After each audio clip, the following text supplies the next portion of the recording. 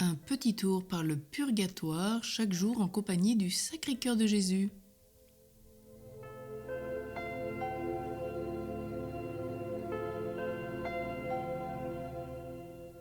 Alors l'origine de cette pieuse pratique, aujourd'hui c'est une présentation, puis tous les jours il vous sera proposé sur une semaine différentes prières que vous retrouverez dans la playlist des prières quotidiennes pour ceux qui désirent le vivre tout au cours de l'année jubilaire ou après.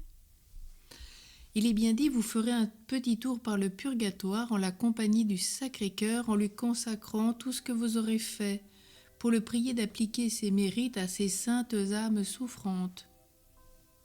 Et vous le prierez en même temps d'employer leur pouvoir pour nous obtenir la grâce de vivre et de mourir dans l'amour et la fidélité au Sacré-Cœur de notre Seigneur Jésus-Christ, en répondant à ses désirs sur nous sans résistance. Et si vous pouviez mettre en liberté quelques-unes de ces pauvres prisonnières, vous seriez bien heureuse d'avoir dans le ciel une avocate qui plaiderait votre salut. Voilà, ce sont quelques paroles de sainte Marguerite Marie Alacoque. Cette dévote pratique conseillée donc par sainte Marguerite Marie Alacoque à toutes ses chères novices, elle le faisait particulièrement pour l'octave des trépassés, nous a donné l'idée d'un petit exercice quotidien proposé à tous et de le vivre dans la piété quotidienne.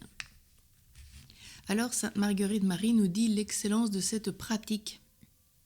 Elle est conforme au désir du Sacré-Cœur. Sainte Marguerite Marie résume les diverses pratiques suggérées par elle à ses novices dont elle disait « Voici mes très aimées sœurs, la manière qui me semble est la plus conforme au désir du Sacré-Cœur de Jésus pour vous acquitter plus fidèlement de la promesse que vous lui avez faite en faveur des âmes souffrantes du purgatoire. » Elle est à méditer dans toutes les paroles choisies par la Sainte pour en composer la formule. De chacune jaillit une lumière, s'exhale un parfum, découle je ne sais quelle grâce qui vous porte à secourir ces chères âmes pour faire plaisir au Sacré-Cœur. Elle est générale.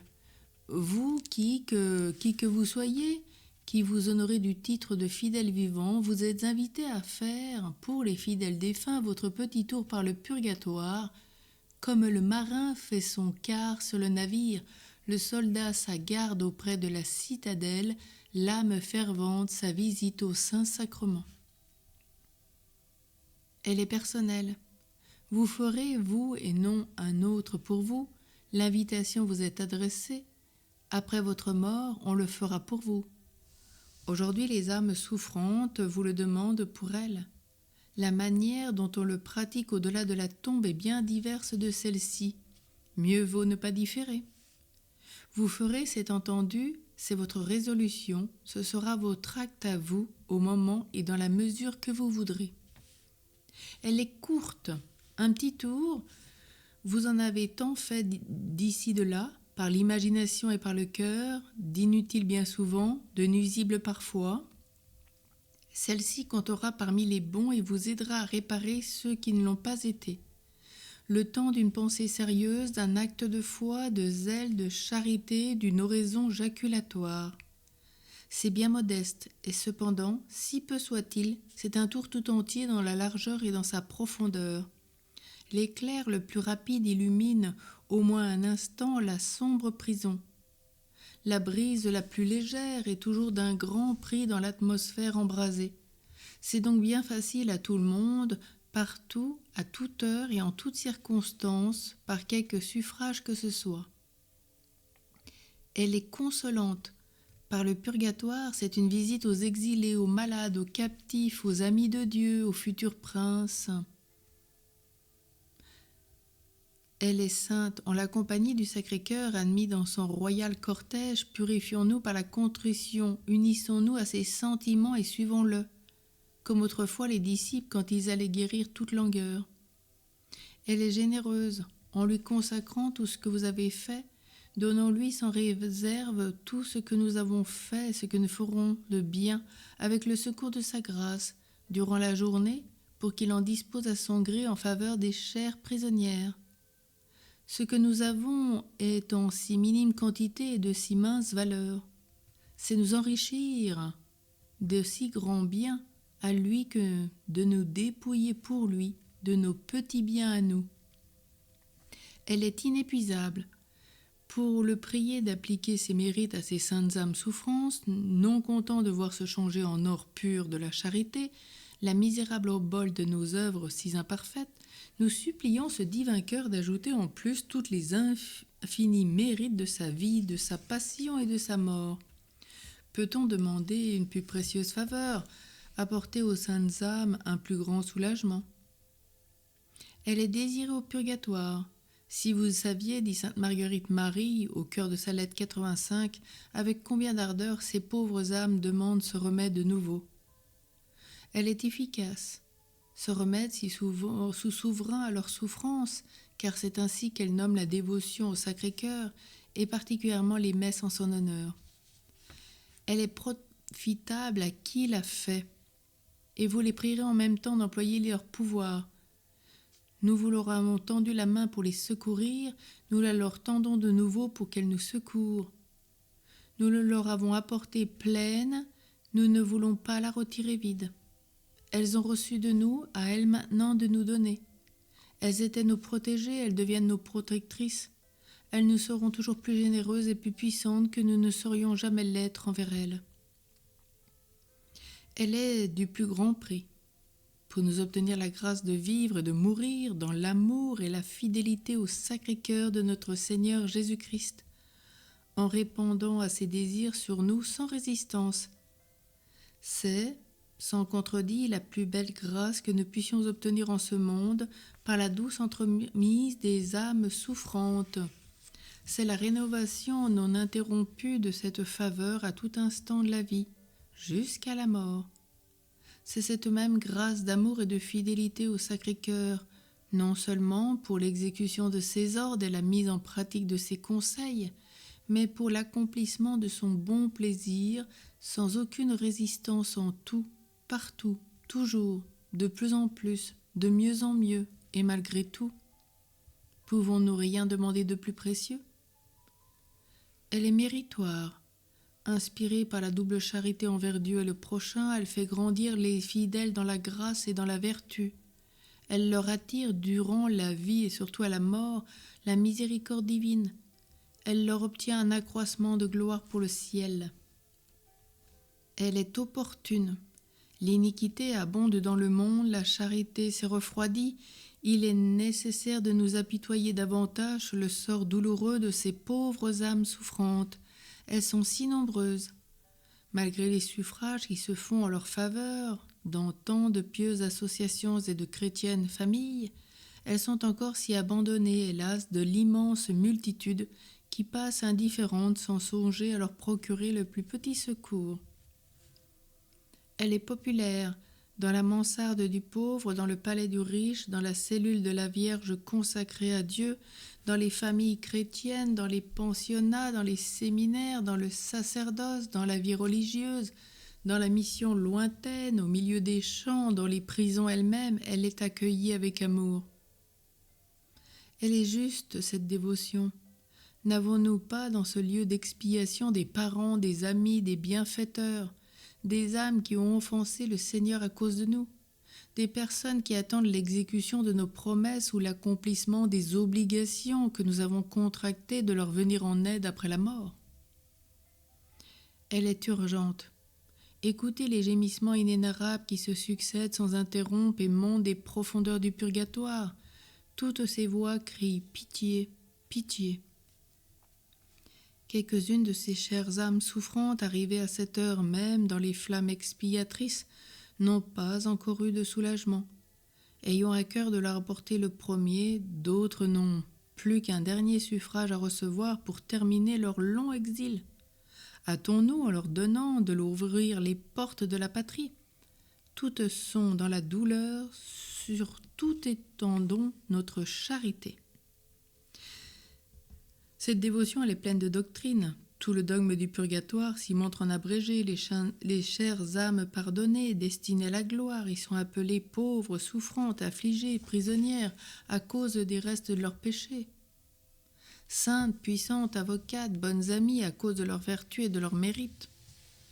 Tout ce qui se fait pour elle en suffrage, le cœur de Jésus le regarde comme fait à lui-même, à cause de la compassion qu'il leur porte et de l'ardente soif qu'il a de les avoir, ou plutôt avec lui dans sa gloire. Elles ont un grand intérêt à recevoir de nous un soulagement temporel. Nous en avons un plus grand à faciliter notre salut éternel en leur faisant du bien. Elle est semblable au ministère des anges. Ne porte-t-elle pas par les gémissements de ces pauvres âmes à leur Père qui est aux cieux et à leurs frères et amis qui sont sur terre? Ne leur porte-t-elle pas à elle-même en témoignage de notre pieux souvenir quelques adoucissements inattendus ou l'annonce d'une délivrance plus rapprochée? Elle est inspirée d'en haut. Dans sa clémence infinie, Jésus inspire à ceux qui vivent encore ici-bas de puiser pour les prisonnières dans leur trésor de mérite de son sacré cœur. Et docile à cette inspiration, les fidèles se consacrent au divin cœur pour secourir d'une manière prompte et efficace les âmes qui souffrent dans le purgatoire. Elle est préservatrice de bien des fautes. Tant de fois notre folle imagination divague et pensée mondaine, en rêve trompeur, en désir périlleux. Conduisons-la un instant dans cette prison brûlante où s'évanouissent les vanités, où se punit la moindre offense, où tout doit être payé jusqu'à la complète satisfaction. Là nous apprendrons à détester, à fuir et à expier le péché. Elle est publique. Son église titulaire au centre de Rome est le siège canonique de ceux qui vivent de cette dévotion. Elle a ses 15 messes quotidiennes de demi-heure en demi-heure, de 6 heures à midi, ses bénédictions du Saint-Sacrement matin et soir, ses triduums, ses neuvaines, ses trentains demandés par les associés pour grâce à obtenir ou pour grâce reçue.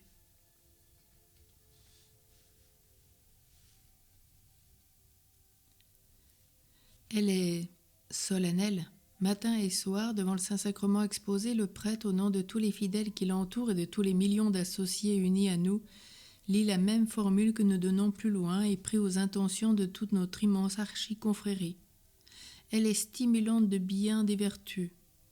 Impossible de tendre une main secourable à ces royales et sympathiques princesses, réduites encore en captivité à la veille même de leur couronnement, sans nous représenter le spectacle saisissant de leur soumission absolue au bon plaisir divin, de leur recueillement profond à la prière, de leur ardent amour pour le Seigneur, de leur mutuelle charité entre elles, de leur intime reconnaissance envers nous.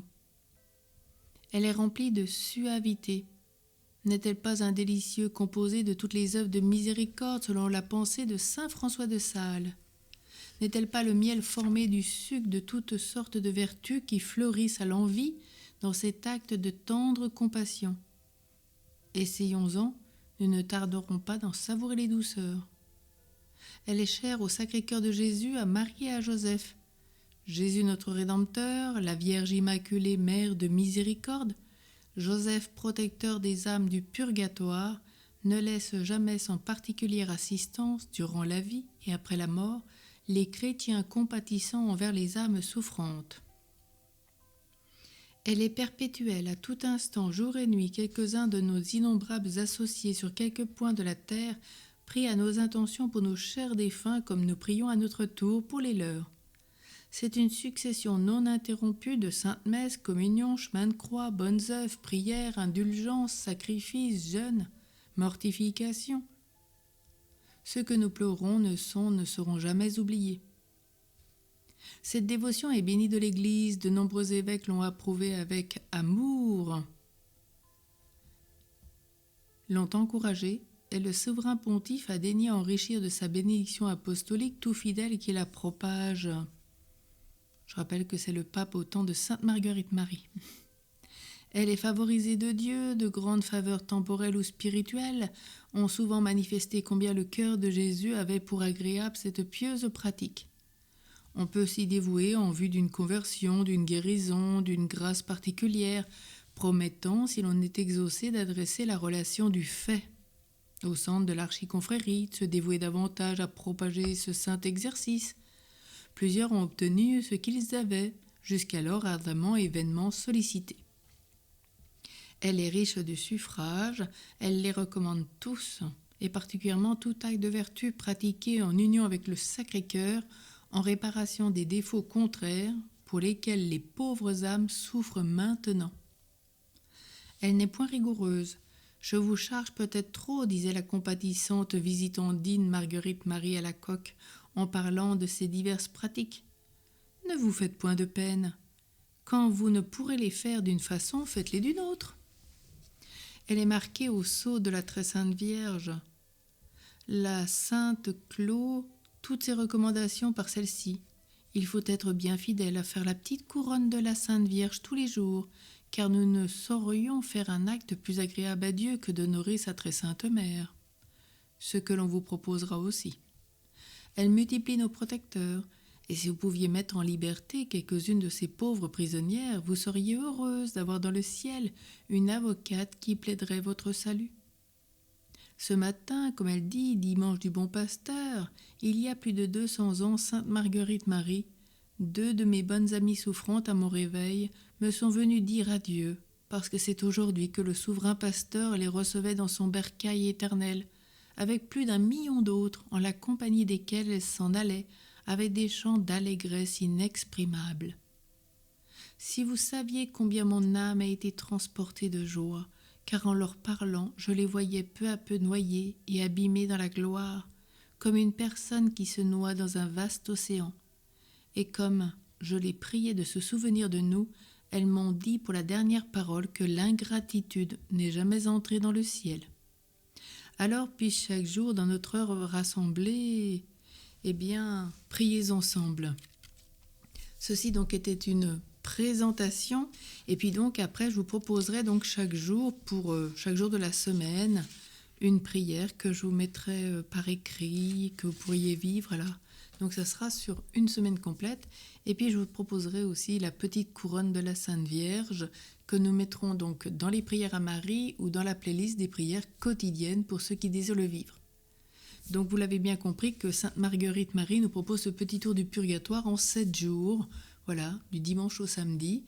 Et donc nous allons essayer de vivre cette dévotion pour ceux qui le désirent, voilà, ou voilà, pour ceux qui n'aimeraient peut-être pas une autre prière, eh bien ça pourrait être l'occasion pour eux de développer cette prière pour nos chères âmes qui attendent tant de nous et qui ont tant à nous donner. Courage, ensemble, vivons, nous serons déjà graciés, c'est sûr, nous le sommes déjà. Merci à tous et à toutes. Quelle joie immense pour les âmes du purgatoire de vivre ensemble ce cadeau du ciel. Et merci à Sainte Marguerite Marie et merci au cœur de Jésus de nous donner cette grâce exceptionnelle.